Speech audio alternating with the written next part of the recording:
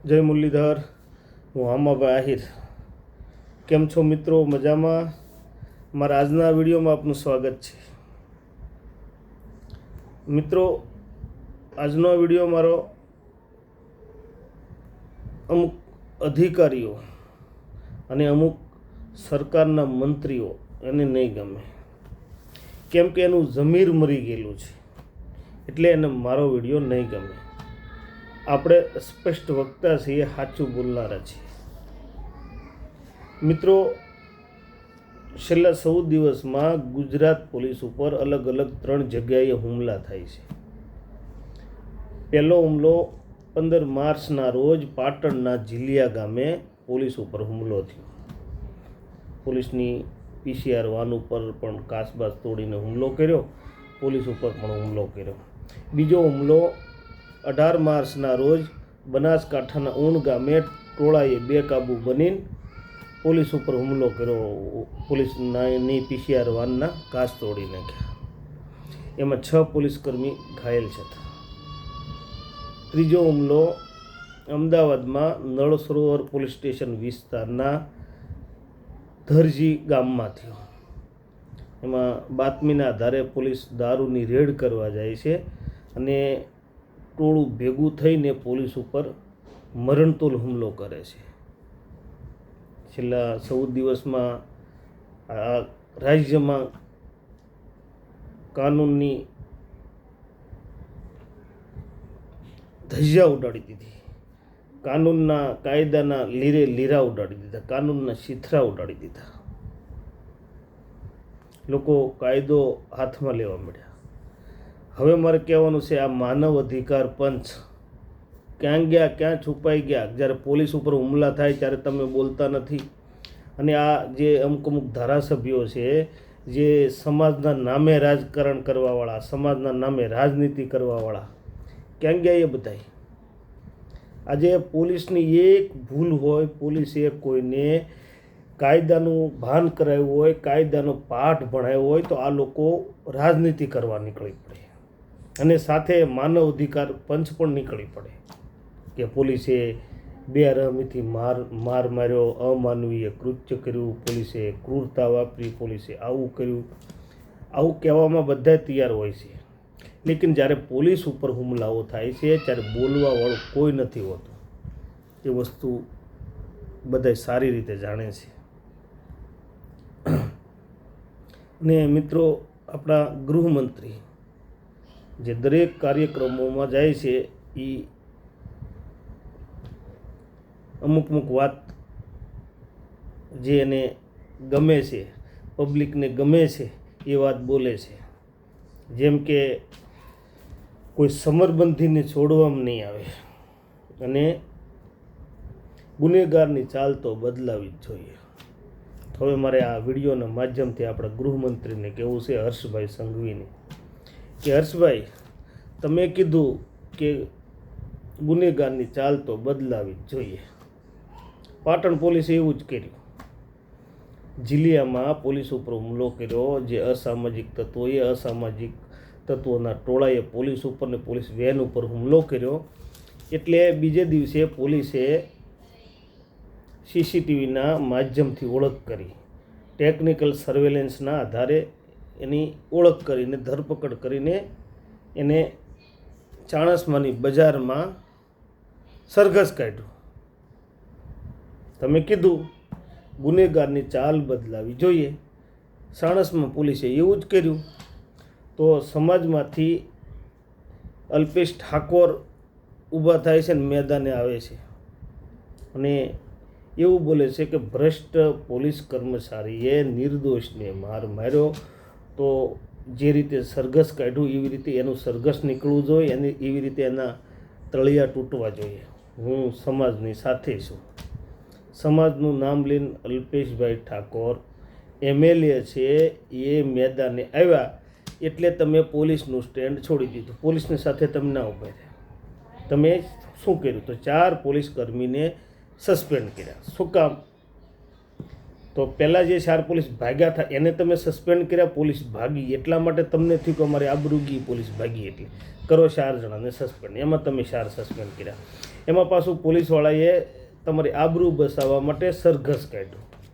તો જ્યારે સમાજમાંથી અલ્પેશ ઠાકોર ઊભા થયા એટલે તરત તમે 4 પોલીસ કર્મચારીને સરઘસ કાઢવાને કારણે સસ્પેન્ડ કર્યા. તો તમે કહો છો કે ગુનેગારની ચાલ બદલાવી જોઈએ, અહીંયા પોલીસે આવું જ કર્યું તો તમે એને સસ્પેન્ડ કર્યા. તો ત્યારે તમારે એને સસ્પેન્ડ નહોતા કરવાના, તમારે આ અલ્પેશ ઠાકોરને જવાબ આપવાનો હતો કે ભાઈ ગુનેગાર આપણે કહીએ છીએ, ગુનેગાર કોઈ સમાજના નથી હોતા, ગુનેગાર કોઈ ધર્મના નથી હોતા. તો અહીંયા તમારે એવું કહેવાની જરૂર હતી કે ગુનેગાર કોઈ સમાજના નથી, કોઈ ધર્મના નથી, એટલા માટે આનું સરઘસ કાઢ્યું છે. જે અસામાજિક તત્વો જે છે એટલે એનું સરઘસ કાઢ્યું છે. આમાં કોઈ પણ ગુનો લાગુ પડતો હોય તો મારી માથે ગુનો લાગુ પાડો. જ્યાં તમારે આગળ આવીને સ્ટેન્ડ લેવાનું હતું પોલીસની સાથે, જ્યાં તમે સ્ટેન્ડ લીધું નહીં, પહેલો પોઈન્ટ. બરાબર. આવી રીતે તમે કોઈ પણ જગ્યાએ જાઓ છો ત્યાં બોલો છો ગુનેગારની ચાલ બદલવી જોઈએ, સમરબંધીને છોડવામાં નહીં આવે. પબ્લિક સાંભળે છે, તાળીઓ પાડે છે, વાહવાહી કરે છે, તમારી રીલ વાયરલ થાય છે સોશિયલ મીડિયામાં, પબ્લિક સાંભળે છે. તો તમારે તમે કોઈ સોશિયલ મીડિયા ઇન્ફ્લુએન્સર નથી કે યુટ્યુબર નથી. સોશિયલ મીડિયામાં આવું બોલવું અને વાસ્તવમાં સરકાર ચલાવવી આમાં ફરક હોય છે. હર્ષભાઈ, તમારે ભૂતકાળમાંથી કંઈ શીખવું જોઈએ. સંઘવી સાહેબ, જે તમને વાત કરું કે ગોધરાકાંડ થયો 2002, એના પહેલાં આપણા ગૃહમંત્રી હરેનભાઈ પંડ્યા હતા અને એની સાથે લગભગ ચીફ મિનિસ્ટર મારા અંદાજથી આઈ થિંક 99% કેશુભાઈ પટેલ હતા. કેશુભાઈ પટેલ ચીફ મિનિસ્ટર હતા, હરેન પંડ્યા ગૃહમંત્રી હતા. ત્યારે એ ટાઈમે અમદાવાદ સાબરમતીના સિટિંગ એમએલએ યતિનભાઈ ઓઝા જે એડવોકેટ છે, યતિન ઓઝાને કંઈ આઈપીએસ સાથે માથાકૂટ થઈ છે, જે પણ થયું હોય એની મેટર યતિન ઓઝાએ ગૃહમાં કીધું કે ભાઈ આ 5 પોલીસ ઓફિસરો છે, આઈપીએસ અધિકારી છે, એને સસ્પેન્ડ કરો યા તો હું રાજીનામું આપી દઉં. તો ત્યારે એક સુરમાં મુખ્યમંત્રી અને ગૃહમંત્રીએ પોલીસ અધિકારીની સાથે સ્ટેન્ડ લઈને એક સુરમાં કીધું હતું કે તમે રાજીનામું આપવું હોય તો રાજીનામું આપી દો. આ જે કાયદાના રક્ષક છે એને અમે સસ્પેન્ડ નહીં કરી શકીએ. બોલો, એણે રાજીનામું આપી દીધું. સિટિંગ એમએલએ યતિન ઓઝાએ રાજીનામું આપી દીધું. એની ખુદની પાર્ટીના હતા, એને રાજીનામું આપી દીધું, રાજીનામું સ્વીકારી લીધું, પણ પોલીસની સાથેથી સ્ટેન્ડ ના છોડ્યો. તો આમાંથી તમારે ભૂતકાળમાંથી શીખવું જોઈએ સંઘવી સાહેબ. અને હું તમામ પોલીસ કર્મચારીને હાથ જોડીને જણાવું છું કે તમારે એ પણ ભૂતકાળમાંથી કંઈ શીખવું જોઈએ. અને હું તમને કહું છું જ્યાં સુધી કાયદાની પોથીમાં જે લખ્યું છે એ જ કરવાનું છે. એક્સ્ટ્રા કાંઈ કરશો તો તમે જ ફસાશો. તમારી સાથે કોઈ એવા અધિકારી મજબૂત માણસો નથી કે એવી સરકાર કોઈ કે ગૃહમંત્રી મજબૂત નથી, તમારી સાથે સ્ટેન્ડ લેશે. એટલે કાયદાની પોથીમાં જેટલું લખ્યું એટલું જ કરાય. પહેલાં જે અધિકારીઓ જે હતા, જે પોલીસ કર્મચારી સાથે સ્ટેન્ડ લેતા, પોલીસ કર્મચારીને કહેતા જાઓ કામ કરો, અમે બેઠા છીએ, એ એકે સિંહ સાહેબ, એકે સુરેલિયા, અતુલ કરવાલ, આશીષ ભાટિયા અને સતીશ વર્મા, આ 5 અધિકારીઓ એવા હતા કર્મચારીને કહેતા ચિંતા ના કરો અમે બેઠા છીએ. એ પોલીસ કર્મચારી નાનામાં નાના કોન્સ્ટેબલની સાથે એ સ્ટેન્ડ લેતા હતા, એટલે પોલીસ સેફ હતી.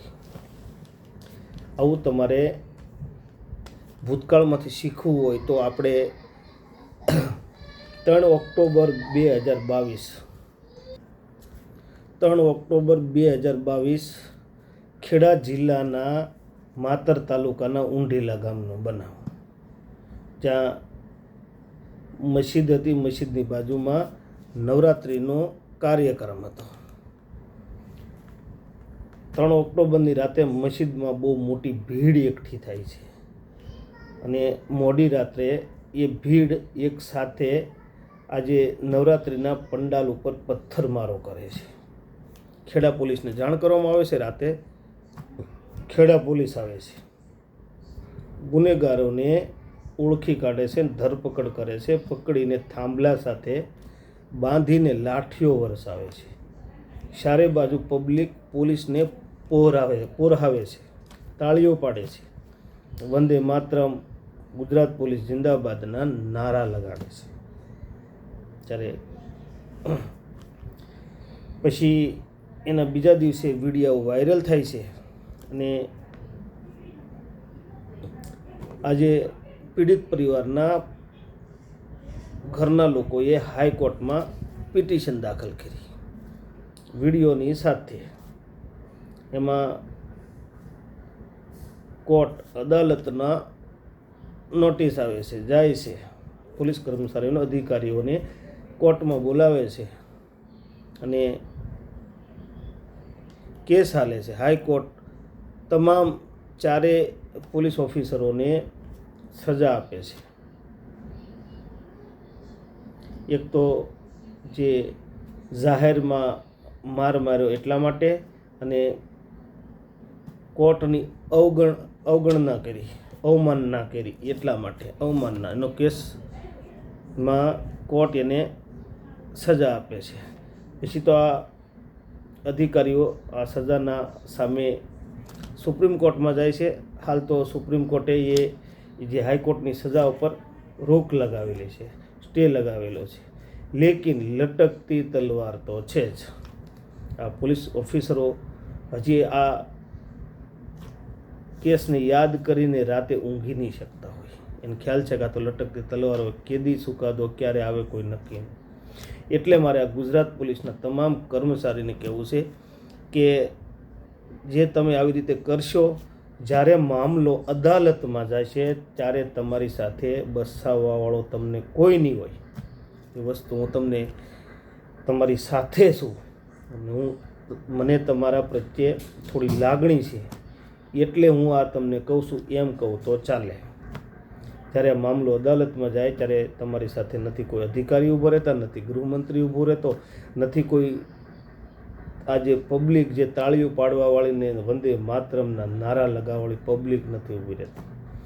અને જે પત્રકારો તમારી વાહવાહી કરતા હોય એ પત્રકારો તમારી સાથે નથી ઊભો રહેતા. ત્યારે માત્ર અદાલતમાં પોલીસ એક જ હોય છે.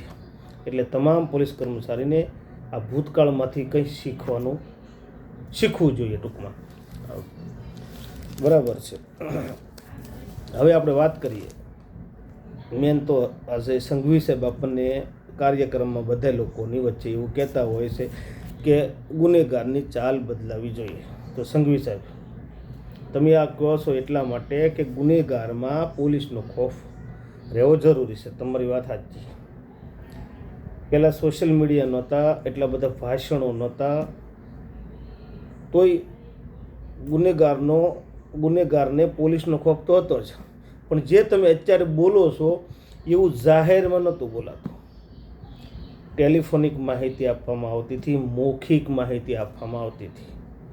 અને પોલીસ પણ જે અત્યારે સરઘસને એ બધું કાઢે છે ત્યારે એવું નહોતું. બંધ બારણે થતું હતું, જે પોલીસની ભાષામાં સર્વિસ કહેવામાં આવે છે. બંધ બારણે થતું હતું બધું. એમાં ગુનેગારોમાં વધારે ખોફ હતો. અને વિશેષ આપણે વાત કરીએ તો આ જે બંધ બારણે અતુલ કરવાલ સાહેબે અને ક્રાઇમ બ્રાન્ચના તરુણ બારોટ સાહેબે આજે પેલા લતીફની ગેંગનો અમદાવાદમાંથી સફાયો કરી નાખ્યો હતો. અતુલ કરવાલ સાહેબ યા તો ક્રાઇમ બ્રાન્ચના તરુણ બારોટ સાહેબ એ લતીફને દોરડેથી બાંધીને દરિયાપુર કે પોપટિયા પર આમ નહોતા લઈ ગયા. એને બંધ બારણે બધું કરવું. એટલે તમે જાહેરમાં સરઘસ કાઢો તો જ ગુનેગારમાં ખોફ ઊભો થાય. ગુનેગાર ગુના કરતાં મતલબ હિચકાય, ડર લાગે એવું નથી. બંધ બારણે પણ એની સર્વિસ કરી શકાય છે. બંધ બારણે જો સર્વિસ થાય એમાં વધારે ગુનેગારમાં ડરનો માહોલ પેદા થાય છે. જાહેરમાં આવી રીતે તમે કરો છો એમાં તો સમાજના માણસો વિડીયાઓ જોઈને સમાજ જાગે છે અને પોલીસ વિરોધી લોકોને આવી મતલબ લાગણી ફેલાય છે. જે જાહેરમાં આવી રીતે સરઘસ કાઢો, અમુક સમાજના લોકો ઊભા થાય છે, અમુક રાજનીતિ કરવાવાળા ઊભા થાય છે, માનવ અધિકારી પંચ ઊભું થાય છે. એવામાં ગુનેગારને બચાવવા માટે ઘણા લોકો આવે છે. એવામાં ગુનેગારને પછી થોડું પ્રોત્સાહન મળે છે કે મારી સાથે તો પબ્લિક છે. લેકિન હું આ દેશના, આ રાજ્યના તમામ જનતાને જાહેરમાં હું અપીલ કરું છું કે ગુનેગાર કોઈ સમાજનો ન હોય, ગુનેગાર કોઈ ધર્મનો ન હોય. ગુનેગારને એટલો સપોર્ટ ન કરવો જોઈએ કે ગુનેગાર એક ગુનો કરે ને સમાજને ચારે બાજુ બધાય સંસ્થાઓ સપોર્ટ આપે અને ગુનેગાર બીજો ગુનો કરવા પ્રોત્સાહિત થાય. એવું ન કરવું જોઈએ ક્યારેય. ગુનેગાર તો ગુનેગાર છે, ગુનેગારે ગુનો કર્યો છે એટલે સજા એને થવી જોઈએ. ગુનેગાર કોઈ ધર્મનો હોતો નથી. બીજા નંબરમાં,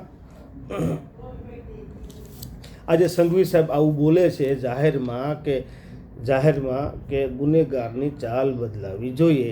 એટલા માટે એના વિરોધમાં એક આપણા ગુજરાતના લોયર ઉત્કર્ષભાઈ સુપ્રીમ કોર્ટમાં ગયા છે કે અમારા ગૃહમંત્રી જાહેરમાં આવું બોલે છે. હવે એના વિડીયો સુપ્રીમ કોર્ટમાં આપશે અને જો વિડીયો મૂકવામાં આવશે અને સુપ્રીમ કોર્ટ જો નોટિસ આપશે તો આપણા ગૃહમંત્રી પહેલાં પાર્ટી બનશે. ગૃહમંત્રીને આવું જાહેરમાં ન બોલી શકાય, આવું જાહેરમાં ભાષણ ન આપી શકાય.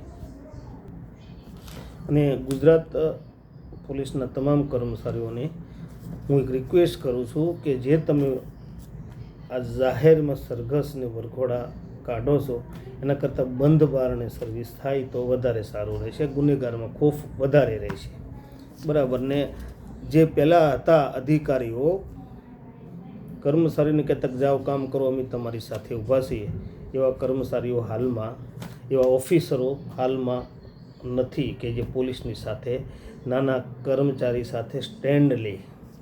તમે વિચારો, જે પહેલાંના પીકે ઝા સાહેબ, એણે તત્કાલીન મુખ્યમંત્રીને એવું કીધું હતું કે મુખ્યમંત્રીને એવું કીધું હતું કે ગુનાહિત પ્રવૃત્તિઓ ધરાવતા લોકો સાથે તમારા સંબંધ છે. અને એ ટાઈમના મુખ્યમંત્રીને સ્વીકારવું પડ્યું હતું. બીજું કે જે A.K. સુરેલિયા સાહેબે એ ટાઈમના મુખ્યમંત્રી ચિમનભાઈ પટેલને એવું કીધું હતું કે જે તમે ગુનેગારોને બચાવવા માટે ફોન કરો છો તો મારે આ કઈ રીતે ક્રાઇમને કંટ્રોલ કરો, તમારો CMO ઓફિસનો ફોન આવશે તો હું કઈ રીતે કામ કરી શકીશ. એ પણ મુખ્યમંત્રીને સ્વીકારવું પડ્યું હતું. તો પોલીસની ભૂલ થાય તો માનવ અધિકાર પંચને તમામ રાજકારણીઓ આવી જતા હોય અને જ્યારે પોલીસ ઉપર હુમલાઓ થાય ત્યારે કોઈ આવતું નથી અને પોલીસ જ્યારે એકલીની એનો પરિવાર એમની સાથે હોય છે. આ માનવ અધિકાર પંચને એક હું રિક્વેસ્ટ કરું છું કે 23 ફેબ્રુઆરી 2020 જ્યારે કોરોના આપણા ગુજરાતમાં પાપા પગલી કરીને પગ પેચારો કરી રહ્યો હતો, એ ટાઈમે અમેરિકાના રાષ્ટ્રપતિ ડોનાલ્ડ ટ્રમ્પની સભા હતી અમદાવાદમાં, કાર્યક્રમ હતો, નમસ્તેનો પ્રોગ્રામ હતો. એમાં અમદાવાદ આસરવા વિસ્તારની કુખ્યાત ચાઇના ગેંગવાળાએ એક પોલીસ કર્મચારીનું મર્ડર કર્યું હતું, રાજેન્દ્ર રાજા.